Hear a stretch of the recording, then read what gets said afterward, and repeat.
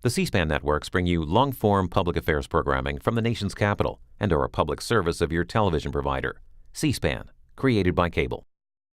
Now we'll turn to Mr. Seth Rogen. Mr. Rogen, welcome, and please proceed.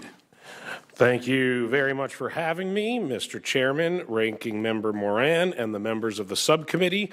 Thank you for the opportunity to testify today and for the opportunity for me to be called an expert at something, because that's cool. I don't know if you know who I am at all. You told me you never saw Knocked Up, Chairman, so it's a little insulting. But I want the record to note. Very important, guys. I want the record to note this is the first time, I will wager this is the first time in any congressional hearing in history that the words knocked up has ever Oy, you're not going to like the rest of this then. First, I should answer the question I assume many of you are asking. Yes, I'm aware this has nothing to do with the legalization of marijuana.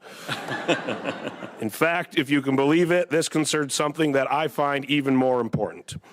I started dating my wife, Lauren, 9 years ago when her mother was almost 54 years old. The first time I met her parents, being the mensch that I am, I was excited to spend time with them and make Lauren think I was the type of guy she should continue dating.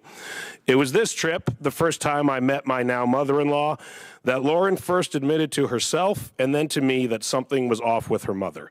I guess the clues were unfortunately easy to spot since both of Lauren's mother's parents had Alzheimer's disease. Soon after this trip, at 55 years old, Lauren's mother was diagnosed with early onset Alzheimer's. Now, at this point, my impression of Alzheimer's was probably what I assume most people's impression is. I thought it was something only like really, really old people got, and I thought the way the disease primarily showed itself was in the form of forgotten keys, wearing mismatched shoes, and being asked the same question over and over.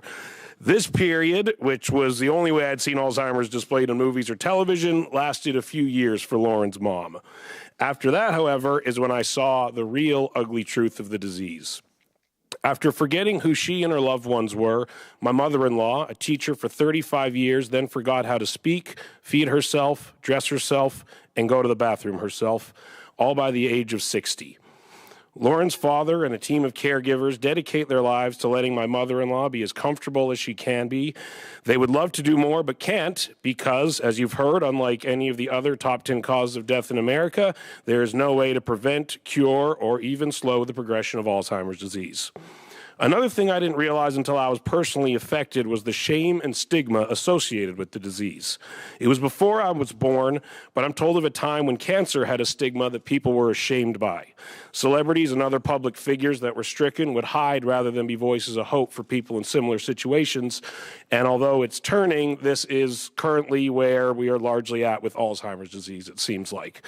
And it's because of this lack of hope and shameful stigma that my wife, some friends, and myself decided to actually try and do something to change the situation.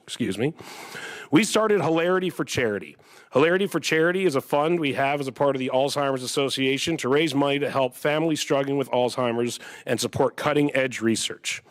That's right. The situation is so dire that it caused me, a lazy, self-involved, generally self-medicated man-child, to start an entire charity organization. It was through this that we felt we weren't just complaining there was nothing to be done, but actively taking steps to do something. Instead of being disappointed that young people were so misinformed about the reality of the disease, we've started to educate them. We recently started a college program that allows university students to hold their own Hilarity for Charity events, and in the month since it started, 18 schools nationwide have signed up to hold events. The fact that we actually got college students to stop playing video games and volunteer their time is a huge accomplishment, especially considering both Xbox One and PlayStation 4 came out this year. I'm sure these people know what I'm talking about. I came here today for a few reasons. One, I'm a huge House of Cards fan. Just marathon the whole thing, had to be here. Two is to say people need more help. I've personally seen the massive amount of financial strain this disease causes, and if the American people ever decide to reject genitalia-driven comedy, I will no longer be able to afford it. Please don't. Therefore, I can't begin to imagine how people with more limited incomes are dealing with this.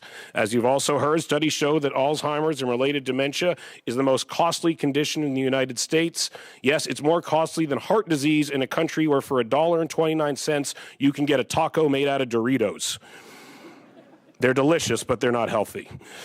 While deaths from other major diseases like heart disease, HIV, and strokes continue to decline, deaths from Alzheimer's have increased almost 70% in the last 15 years.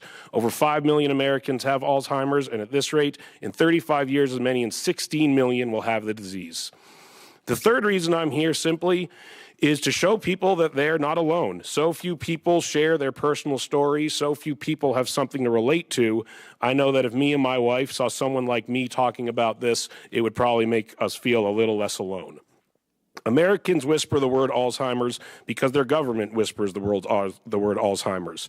And although a whisper is better than the silence that the Alzheimer's community has been facing for decades, it's still not enough.